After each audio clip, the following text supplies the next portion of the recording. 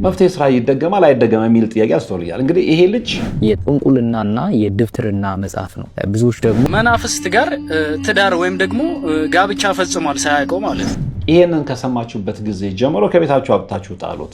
ይህ የጸሎት መጽሐፍ በቤታችሁ ካለ አሁኑ አስወግዱት። ጸሎት ሳይሆን አጋንንትን እየጠራችሁ ነው። እኔ የቤተክርስቲያን የቤተ ክህነት ቤተክርስቲያን ስራ አስኪያጅ ነው በማለት ይህንን መጽሐፍ ያነበቡት ሰዎች በጠቅላላ ሙተዋል። ሁላችሁ ይሄ ጸሎት አይደለም አጋንንትን መሰብሰቢያ ነው ይላል። አባቶች ይጣራሉ፣ ነጠላ ጋርደን ነው የምንቀድሰው ይላሉ። እናም እኛ በሞቀ ቤት ውስጥ እየኖርን ለአጋስተ ሥላሴ እንዴት መሆን አቃተን ብለን ጥሪ ካስተላለፍንበት ዕለት ጀምሮ መቀነታችሁን ፈታችሁ ከቤተሰቦቻችሁ በጀት ቀንሳችሁ ወዳጅ ዘመዶቻችሁን አስቸግራችሁ እነሆ ባላችሁን ገንዘብ ለ2 ሰዓታት ያህል በእግር እየተመላለስን ሲሚንቶ፣ ብረት፣ አሸዋና ድንጋይ እያመላለስን በእናንተ ድጋፍ የጀመርነው የሥላሴዎች ቤት እዚህ ደርሷል። ለቀድሞ በሥላሴዎች ስም እያመሰገንን ለቀጣዩም እስክንፈጽመው ድረስ እንዳትተውን እየተማጸንን እንደጀመርነው በጋራ እንድንጨርሰው አደራ እንላለን። አሁንም ድጋፋችሁ አይለየን። በሊቦ ከምከም ወረዳ የመስኪየ ሥላሴ ቤተ ክርስቲያን አሰሪ ኮሚቴ። ሰላም ጤና ይስጥልን። በሀገር ውስጥና በመላው ዓለም የምትገኙ ወደ ቻናል ተከታታዮች ዛሬም በእግዚአብሔር መልካም ፍቃድ ተገናኝተናል። በዛሬው ዝግጅታችን ፖስት ፒል ለምትጠቀሙ እህቶቻችን ተጠንቀቁ፣ መንፈሱ ተጭኖ ይመጣባችኋል የሚል ወንድም አለ። እንዴት የሚለውን እንሰማለን። ይህን መጽሐፍ ያነበቡት ሁሉ አንድም ለምስክርነት ሳይተርፉ በሙሉ አልቀዋል። ስለዚህ ይህንን መጽሐፍ የማግኘት እድል እንኳን ቢኖራችሁ እንዳታነቡት የሚልም ወንድም ብቅ ብሏል። የትኛውን መጽሐፍ የሚለውን አብረን የምንመለከተው ነው የሚሆነው። ሌላው ይህን የጸሎት መጽሐፍ ከቤታችሁ አስወግዱ ያለም ወንድም አለ። የትኛውን የጸሎት መጽሐፍ ለምንድን ነው የምናስወግደው የሚለውን በዝርዝር እንመለከታለን። በነገራችን ላይ ብዙዎቻችሁ ስትጠይቁኝ የነበረ የጋራ ጥያቄ ነበረ። ዛሬ በዚህ መርሃ ግብር አማካይነት ያ ጥያቄያችሁ መልስ ያገኛል ብዬ ተስፋ አደርጋለሁ። በመጨረሻም እንግዲህ የቤተክርስቲያን ስራ አስኪያጅ ነኝ በሚል 5 ያህል ቄሶችን ሲያጭበረብርና ብር ሲቀበል የነበረ ግለሰብ ወደ ውጭ ሊጠፋ ሲል በሕግ ጥላ ስር ውሏል የሚለውን የምንመለከት ይሆናል። እስከ ፕሮግራሙ ፍጻሜ አብራችሁኝ ከቆያችሁ ሁሉንም በዝርዝር የምትሰሙት ይሆናል። ቻናሉ አዲስ ሆናችሁ ሰብስክራይብ አድርጉ። ሁላችሁም ይህንን ቪዲዮ ስትጀምሩ ላይክ አድርጋችሁ መጀመራችሁን እንዳትረሱ። ወደ መጀመሪያው መረጃ አልፋለሁ። ይህንን መጽሐፍ እንዳታነቡት ይለናል። ምክንያቱም ይህንን መጽሐፍ ያነበቡት ሁሉ አልቀዋልና እናንተም የዛ እጣ እንዳይደርሳችሁ የሚለን ወንድም አለ። እስኪ የሚለውን ሰምተን እንመለስ። ይህንን መጽሐፍ ያነበቡት ሰዎች በጠቅላላ ሙተዋል። ሁላችሁም ሼር ሪፖስት እያደረጋችሁ ለብዙ ሰው አዳርሱት ቪዲዮ። መጽሐፉ ሻምስ አልማሃሪፍ ይባላል። መጽሐፉን የጻፈው ሰው ደግሞ አህመድ አልአቡኒ በመባል ይታወቃል። እና መጽሐፉም የተጻፈው በ17ኛው መቶ ክፍለ ዘመን ሲሆን አህመድ አልቡኒ የተባለው ይሄ ሰው በጥንቆላና ከጥልቁ ዓለም ከመናፍስቶቹ ጋር በመገናኘት ነበር የሚታወቀው። እና ይሄንን መጽሐፍ ሲጽፍም እንዴት ከመናፍስቶቹ ዓለም ጋር መገናኘት እንደሚቻል የሚያብራራ ማኑዋል መጽሐፍ ነውና አንድ ሳውዲ አረቢያ ውስጥ የሚኖር ቢን ኦማር የተባለ መጽሐፍ ማንበብ የሚወድና መጽሐፎችን ለፋን የሚያነብሰው ነበርና እንደ አጋጣሚ ሆኖ ይሄ ሰው እንደ ቀልድ አይቶት ይሄንን መጽሐፍ ያነባዋል ማለት ነው። መጽሐፉ ላይ እንዴት መናፍስትን ወይም ደግሞ የሴት ሴጣንን ማግባት እንደሚቻል የሚተነትን ክፍል አለውና ይሄ ሰው እንደ ቀልድ አይቶት ይሄንን እየሳቀ ያነባዋል ማለት ነው። ይሄንን መጽሐፍ አንብቦ በጨረሰ በቀጣዩ ቀን ከተኛበት ከጎኑ ላይ የሚተነፍስ የትንፋሽ ስሜት ጀርባው ላይ ይሰማዋልና በሁለተኛው ቀን ደግሞ እግሩን የሆነ ሰው የነካው መስሎት ይነቃል ማለት ነው።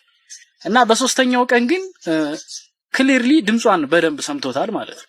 ይኸው ያላወቀው ነገር መናፍስት ጋር ትዳር ወይም ደግሞ ጋብቻ ፈጽሟል ሳያውቀው ማለት ነው። ይሄ ከሆነ ከ5 ዓመት በኋላ አንዲት ቆንጆ ሴት ይተዋወቅና በፍቅር ብዙ ጊዜ ከቆዩ በኋላ ሊጋቡ ይወስናሉ ማለት ነው። ነገር ግን ትዳሩ ወይም ደግሞ ጋብቻው ከመፈጸሙ አንድ ሳምንት ቀደም ብሎ 3 የመኪና አደጋዎች ይከሰቱና ሊያገባት የነበረችው ሴትና ሙሉ ቤተሰቦቿ ያልቃሉ ወይም ደግሞ ይሞታሉ ማለት ነው። ከዛ በፊት ደግሞ ሳያውቁ ያነበቡ 3 ሰዎች እንደዚሁ በተመሳሳይ እንደሞቱና ህይወታቸው በአሳዛኝ ሁኔታ እንዳለፈም አፈ ታሪክ ይነገራል ማለት ነው። እና ሙሉ መጽሐፉ በአረበኛ ነው የተጻፈው። ደግሞ በ19ኛው መቶ ክፍለ ዘመን ላይ ደግሞ ጆሃን ቮልድሞንት በተባለ የእንግሊዝ ጸሐፊ ተተርጉሞ ተጽፏል። በሚገርም ሁኔታ ይህንን መጽሐፍ ተርጉሞ የጻፈ ሰው በተመሳሳይ ሁኔታ በመኪና አደጋ ነው የሞተውና መጽሐፉን የሚገርመው ነገር በቀላሉ ማግኘት ይቻላል። ዳርክ ዌብ ላይና አንዳንድ የኢንተርኔት ዌብሳይቶች ላይ ይገኛል እና የማንበቡ ዕድል ቢገጥማችሁ እንዳታ ድሮስ ከጥልቁ ዓለም ጋር ከአጋንንት ጋር ከሉሲፈር ጋር የተገናኘ ግለሰብ የጻፈው መጽሐፍ እንዴት የሞት ምክንያት አይሆንም? ስለዚህ እዚህ ቪዲዮ ላይ ወንድማችን እንደገለጸው እንግዲህ አንደኛ መጽሐፉን ርዕስ ጠቅሶታል። ሁለተኛ ደግሞ የመጽሐፉን ጸሐፊና መቼ መጽሐፉ እንደተጻፈ ይሄ መጽሐፍ ሲጻፍ ደግሞ የነበረውን ሂደትም ነግሮናል እና ግለሰቡ ወይም ደግሞ የመጽሐፉ ደራሲ ከጥልቁ ዓለም ሰዎች ከመናፍስት ጋር እየተገናኘ ይህን መጽሐፍ ይጽፍ እንደነበረ ነው የነገረን። ስለዚህ የመናፍስት መጨረሻ ምን ሊሆን እንደሚችል በተለይ ደግሞ እኔና መሰል ወንድሞቼ የምንሰራውን አይነት ይዘት የምትከታተሉ ሰዎች አዲስ ይሆንባችኋል ብዬ አላስብም። ለማንኛውም ለጥቆማው እናመሰግናለን። ስለዚህ ይህ መጽሐፍ ያላችሁ እንደተተረጎመ መጨረሻ ላይ ሲናገር ሰምቼዋለሁ። የትርጉሙን መጽሐፍ አይታችሁ እንደገና ደግሞ መጽሐፉ የሚገኝበትንም ድረገጽና ምንጮች ጠቅሷል። ባታነቡት ይመረጣል። ምንጮቹን እሱ ያው መረጃውን ሙሉ ለማድረግ ይመስለኛል ወንድማችን የገለጸው። ነገር ግን ያው ይህን መጽሐፍ እንዳታነቡ ሰብላችኋል፣ ምክንያቱ ተነግሯችኋል ለማለት ነው።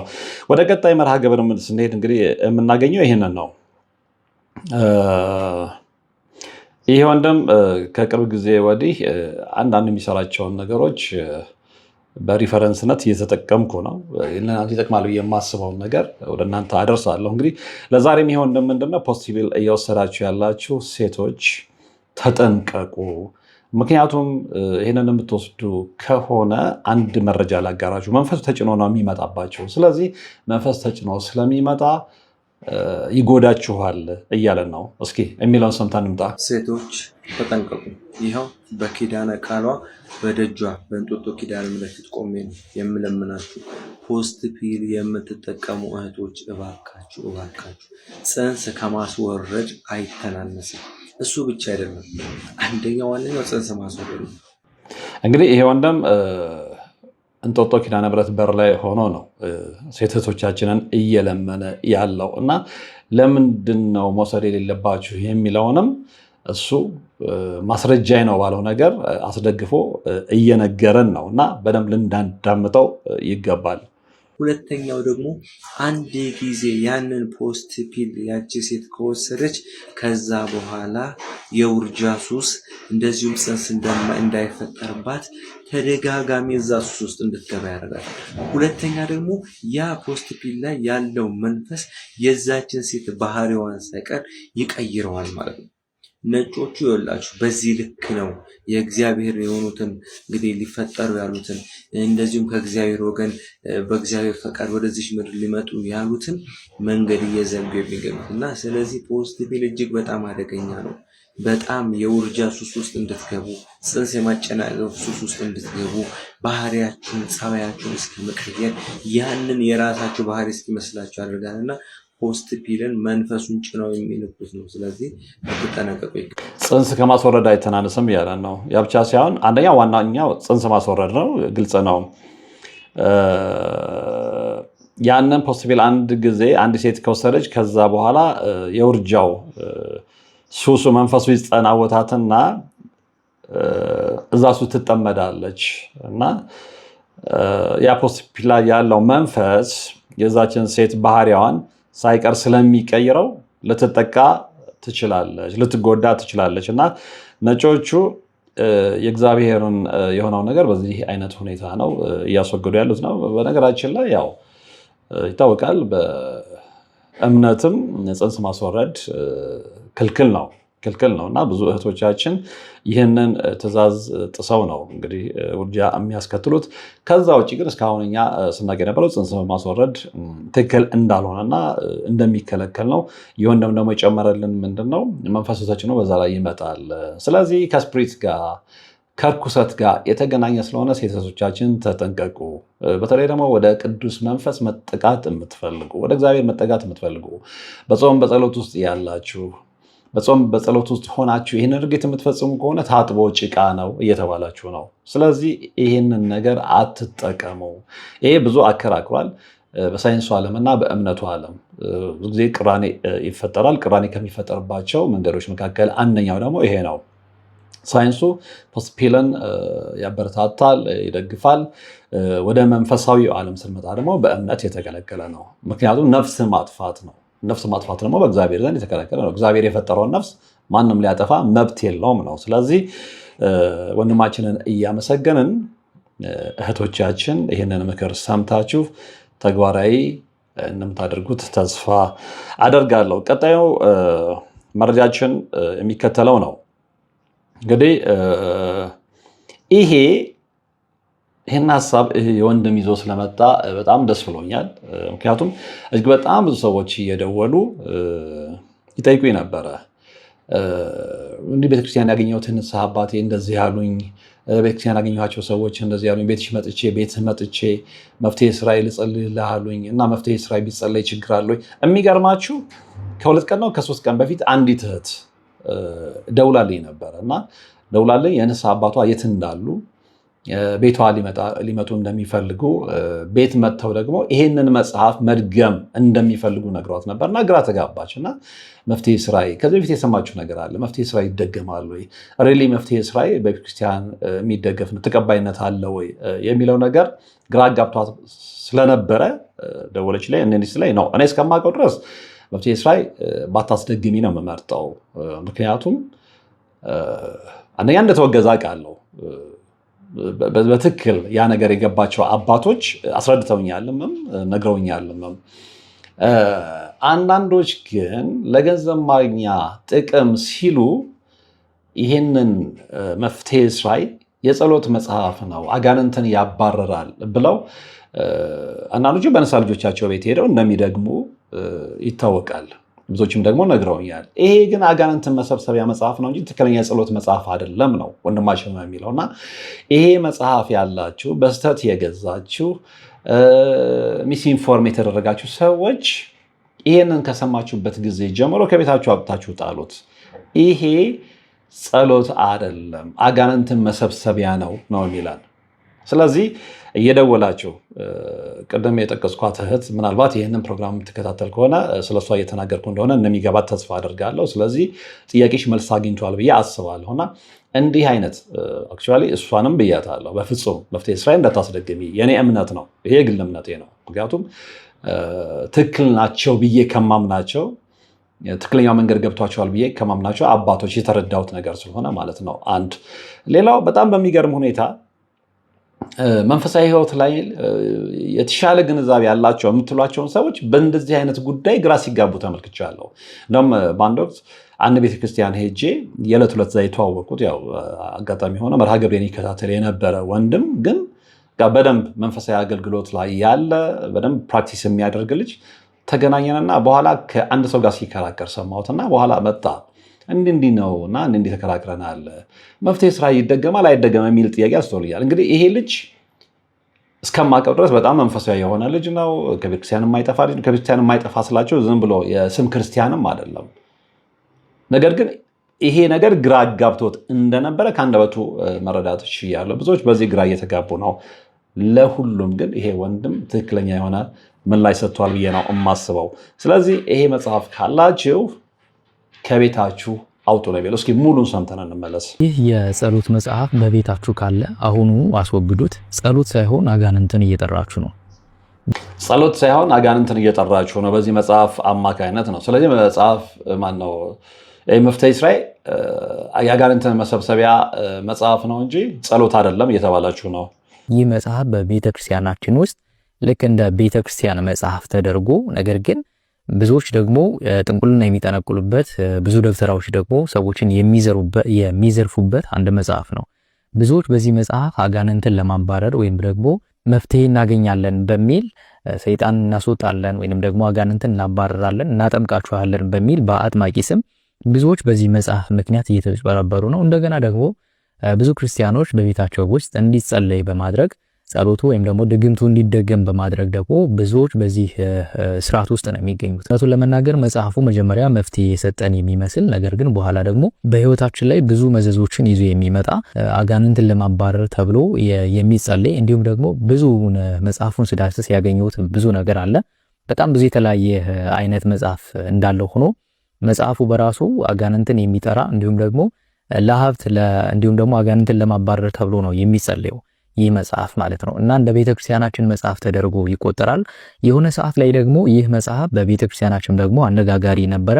ከዛ በኋላ ቅዱስ ሲኖዶስ አሁን ላይ ውግዘት አውግዞ የለየው ወይም ደግሞ የለየው ምንም የተረጋገጠ ነገር አላገኘሁም። ሆኖም ግን መጽሐፉ በአንዳንድ ሊቃነ ጳጳሳትን ስም ሲጠራ በአንድ መምህራንም ደግሞ እንደ ተወገዘ ሲጠራ ሰምቻለሁ። እኔም ደግሞ ይህ መጽሐፍ ከቤተ ክርስቲያናችን እንዳልሆነ ግን በብዙ ማስረጃዎች ለማስረዳትና ብዙዎች ይህንን መጽሐፍ ደግሞ በቤታቸው ልክ እንደ ድርሳነ ሚካኤል አድርገው እያጸለዩበት ቤታቸውንም ደግሞ በተጸለዩ ማይ የረጩ አጋንንትን በቤታቸው ውስጥ እያነገሱና እየሳቡ መሆኑን ለማረጋገጥና ለመናገር ነው በዚህ ቪዲዮ ላይ የመጣሁትና ይህ መጽሐፍ እንግዲህ ብዙዎች በአጥማቂ ስም በዚህ መጽሐፍ እየተጭበረቡ እንደሆነ ብዙ ክርስቲያኖች በቤታቸው ውስጥ እንዲጸለይ በማድረግ ድግምቱ እንዲደገም በማድረግ በዚህ ስርዓት ውስጥ እንደሚገኙ ወንድማችን ጠቁሟል።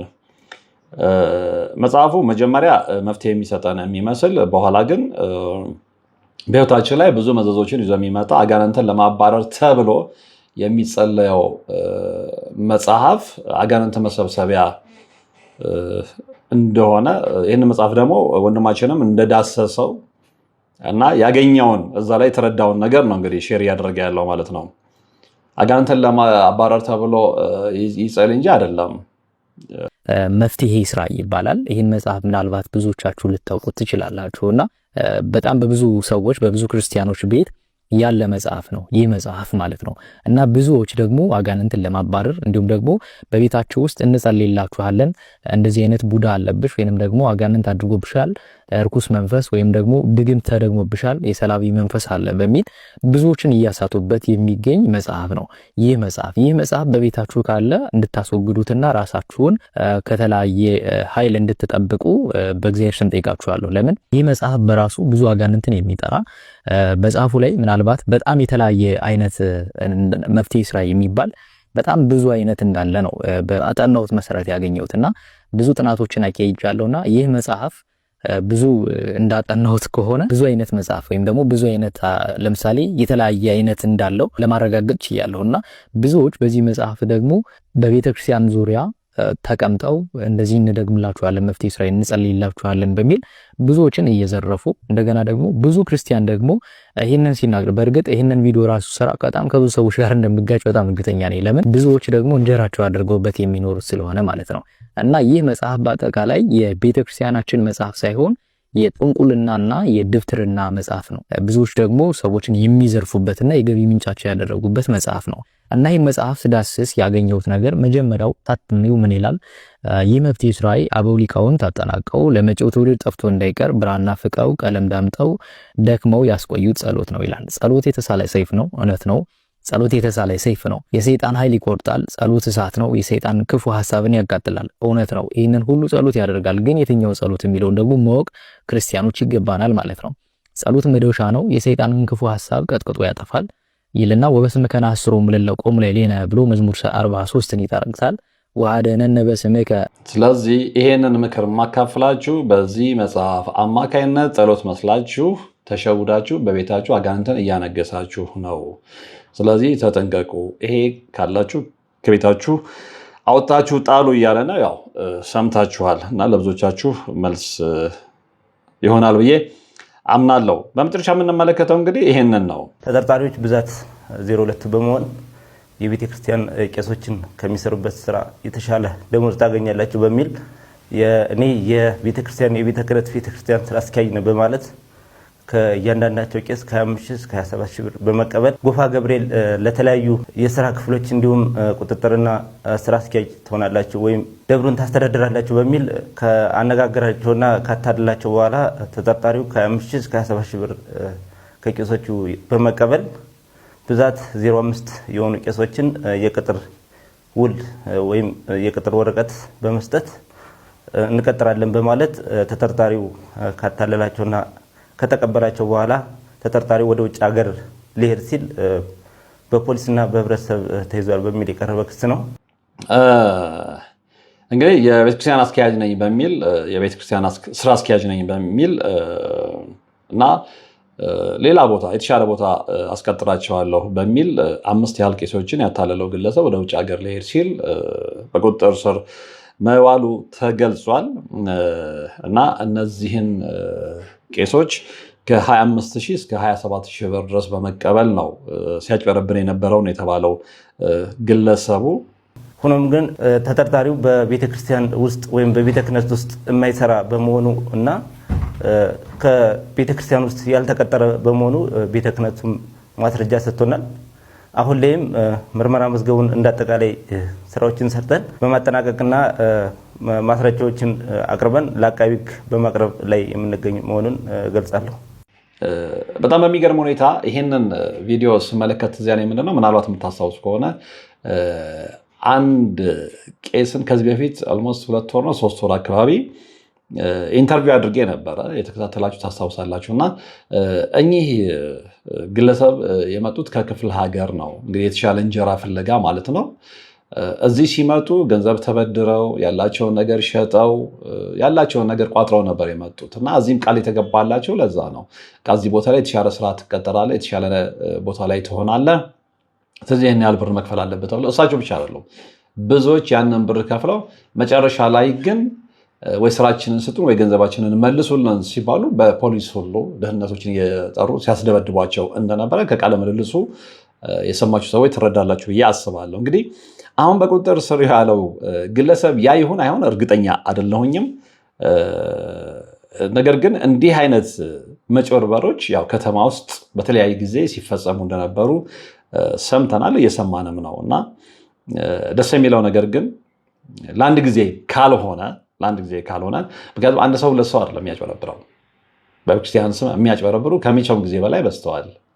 የነጠላ ስር አማኞች ማለት የቆብ ስር አማኞች ማለት የጋቢ ስር አማኞች ማለት ነው። እና የህግ አካል አሁን የጀመረውን ነገር አጠናክሮ ቢቀጥል እጅግ በጣም ብዙ የሚገርሙ ነገሮችን እንሰማለን። ብዙዎችንም እንደዚህ አይነት ድፍረት እንዳይዳፈሩ ያደርጋል የሚል የግል ምልከታ አለኝ። ለማንኛውም በህግ ጥላ ስር በመሆኑ በግሌ ደስ ብሎኛል። ምክንያቱም እኛን አባት ኢንተርቪው የሰማችሁ ምን ያህል መንፈሳቸው ተሰብሮ እንደነበረ፣ ምን ያህል ውስጣቸው ተጎድቶ እንደነበረ ማስታወስ ትችላላችሁ። ምክንያቱም ልጃቸውን ትተው ነው የመጡት፣ ትዳራቸውን ትተው ነው የመጡት፣ ቤታቸውን ዘግተው ነው የመጡት። ምክንያቱም ከዛ በኋላ ከሚስታቸውም እንደተለያዩ ነግረውኛል። እና ይሄ ሁሉ የሆነው ምንድነው የተሻለ እንጀራ አገኛለሁኝ፣ የተሻለ እንጀራ ሳገኝ ልጄንም አስተምራለሁ፣ ቤተሰቤንም እለውጣለሁ ብለው ነበር የመጡት። ነገር ግን ለቀማኛ ነው ተላልፈው የተሰጡት፣ አውቀው የሚሆን ሳያውቁ ማለት ነው። እና እንደዚህ አይነት ነገር በህግ ጥላ ስር አጭበርባሪዎች ሲውሉ ማየት ከልብ ደስ ያሰኛል ለማለት ነው። እንግዲህ ለዛሬ ለእናንተ ይሆናሉ ብዬ የመራረጥኳቸው መረጃዎች የተከታተላችኋቸው ነበሩ። በቀጣይ በሌላ መርሃ ግብር በሌላ ፕሮግራም ነው የምንገናኘው። እስከዛው ግን በያላችሁበት ሰላም። አባቶች ይጣራሉ፣ ነጠላ ጋርደን ነው የምንቀድሰው ይላሉ።